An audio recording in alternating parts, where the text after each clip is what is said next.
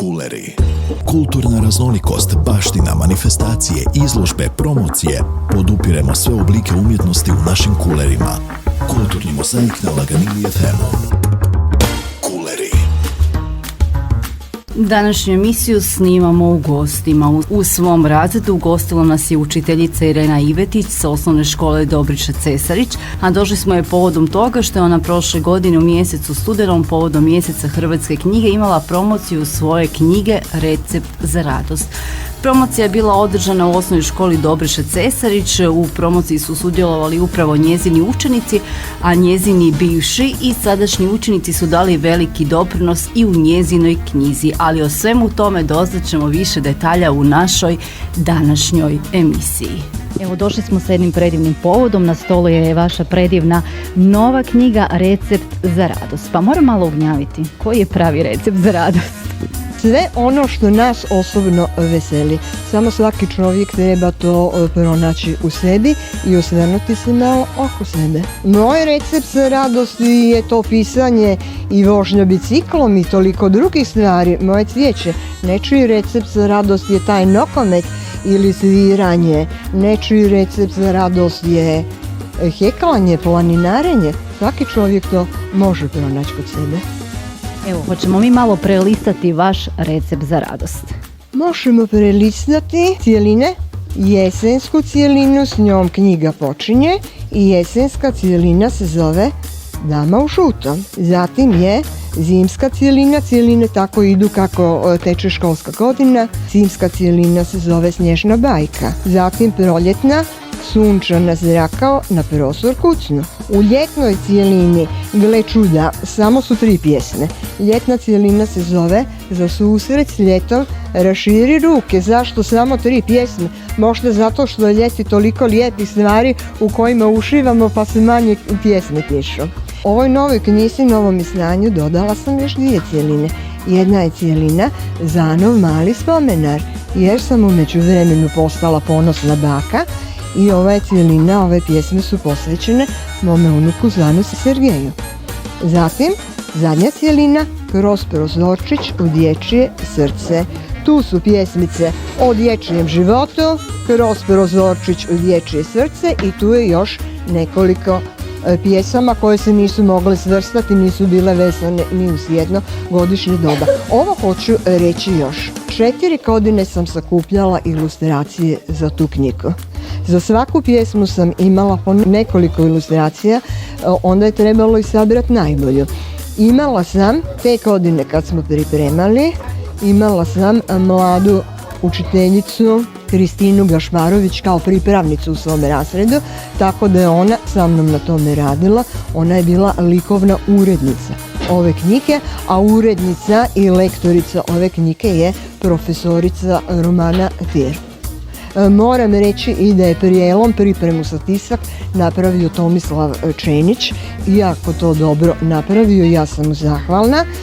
Dakle, moraš imati tim ljudi oko sebe, svako napravi svoj dio posla i onda knjiga može biti tako dobra kako je ova izvala. Moram zahvaliti i osobama koje su priložile novac za tiskanje ove knjige, popis njihov je na kraju knjige. Isto tako, bez njih ne bismo mogli tiskati ovako lijepo izdanje u boji, u tvrdim koricama, ali ja sam htjela da to tako bude. Da bude tako i nikako drugačije. Kuleri.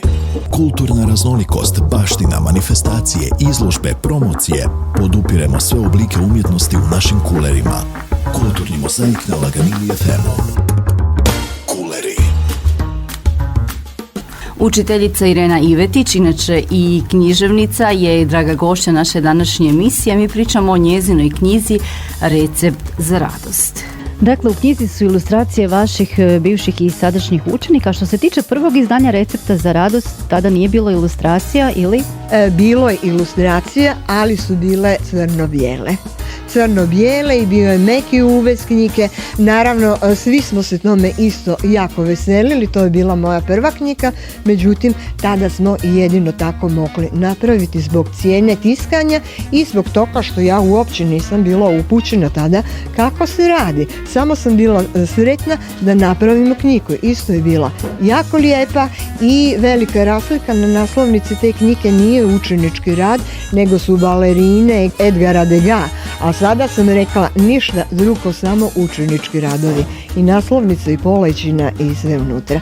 27 djece je u toj knjizi uvršteno sa svojim ilustracijama. Najmlađa djevojčica je tada imala nepunih 6 godina, Nina Ćuše, a najstarija je učenica 5. razreda Margareta Varšak iz Pleternice.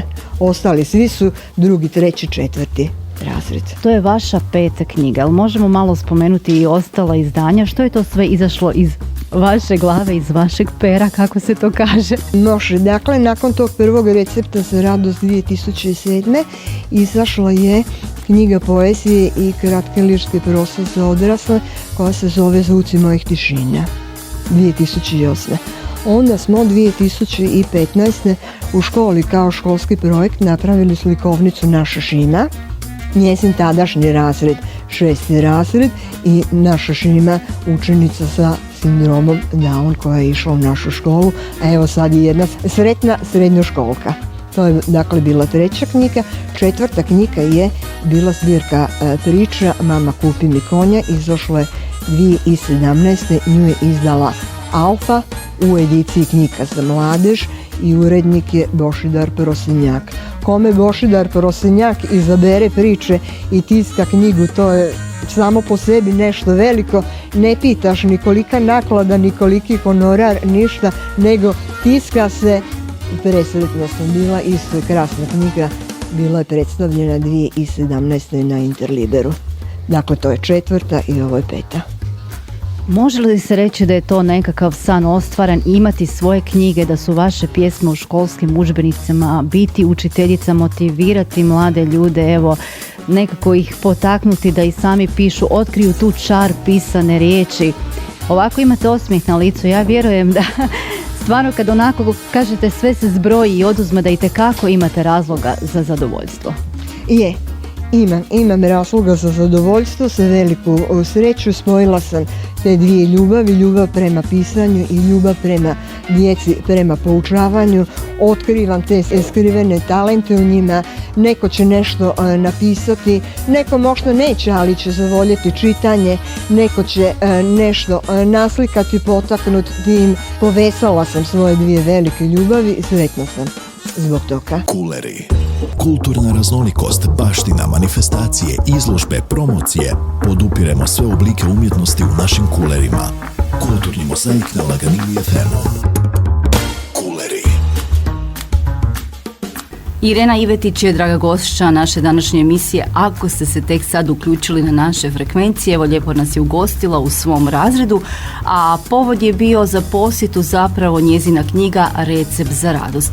Ali Irena osim što piše, osim što radi u školi, vrlo je aktivna članica i udruge zavičajnih pisaca i slikara Matko Pejić. Od samoga osnutka nas nekoliko entuzijasta od početka smo bili zato da se udruga osnuje. Udruga radi već više od 5 godina, koliko 6-7, svake godine nešto novo, sve smo bolji i bolji, jako se lijepo družimo, nadopunjujemo, dogovaramo. Jako mi je drago da Požega ima tako jednu udrugu u kojoj ima i učitelja, nastavnika, oni koji rade, oni koji su umirovljeni, umirovljenica koje su bile kuharice ili radile nešto posve drugo, ali sve nas veže ta ljubav prema pisanoj riječi. Učimo jedni od drugih, lijepo se družimo. Na nekim književnim večerima u zadnje vrijeme nisam mogla biti jer je puno drugih obaveza, ali kad god se nađe vremena, isto tu sam i za pomoć drugim kolegicama kad izdaju neku svoju knjigu, za recenziju, za savjet. Jako dobro surađujemo u udruzi Matko Pejić. Evo, moram vas još za kraj pitati, što biste vi preporučili, evo, kao dobro štivo, koji su vama omiljeni hrvatski autori? Šta mi prvo pada na pamet? Dobro šljivo za djecu. Nedavno sam čitala prekrasnu knjigu Krukovi na vodi. Onda se sjećam Mama je kriva za sve Zorana Pongrošića. Pa onda preporučam sve knjige našeg Hrvoja Kovačevića. Jako su zanimljive, uzbudljive. Za nas malo starije, nešto što vi volite možda čitati?